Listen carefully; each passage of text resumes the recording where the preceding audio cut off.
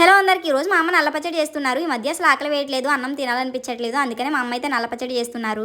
Daily కొంచెం అన్నంలో ఈ నల్ల పచ్చడి వేసుకుని తింటే ఆకలి బాగా పుడుతుంది. అలాగే చాలా హెల్త్ బెనిఫిట్స్ కూడా ఉన్నాయి. ఫస్ట్ కొద్దిగా ఆయిల్ వేసుకుని పచ్చిమిర్చి ధనియాలు వేగించుకోవాలి. వేగిన తర్వాత కొంచెం సేపు చల్లారనివ్వాలి. చల్లారిన తర్వాత మిక్స్ పట్టుకోవాలి. ఈ నల్లపచ్చడి చిన్నపిల్లల దగ్గర నుండి పెద్దవాళ్ళ వరకు ఎవరైనా సరే తినొచ్చు. హెల్త్ కి చాలా మంచిది. ఇదే నల్లపచ్చడి అనమాట. ఉసిరికాయలు ఉప్పు వేసి ఇలా నిల్వ ఉంచుతారు. మనకి ఎప్పుడు కావాలంటే అప్పుడు తీసుకుని సరిపడిన పచ్చిమిర్చిని పేస్ట్ చేసుకుని మనం ఈజీగా రెడీ చేసుకోవచ్చు.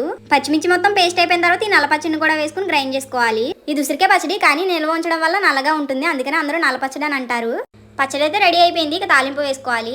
తాలింపు కోసం కొద్దిగా ఆయిల్ వేసుకుని ఎల్లుల్లిపాయలు కచ్చాపిచ్చాగా దంచుకుని వేసుకోవాలి. ఇలా వేసుకుంటే టేస్ట్ చాలా బాగుంటుంది. పచ్చడిలోకి వేరుశనగ నూనె అయినా పప్పు నూనె వేసుకుని తింటే చాలా బాగుంటుంది. ఆ తర్వాత కొన్ని మెంతులు కూడా వేసుకోవాలి. టేస్ట్ బాగుంటుంది. అలాగే ఆవాలు జీలకర్ర ఎండుమిర్చిని కూడా వేసుకుని వేగించేసుకోవాలి.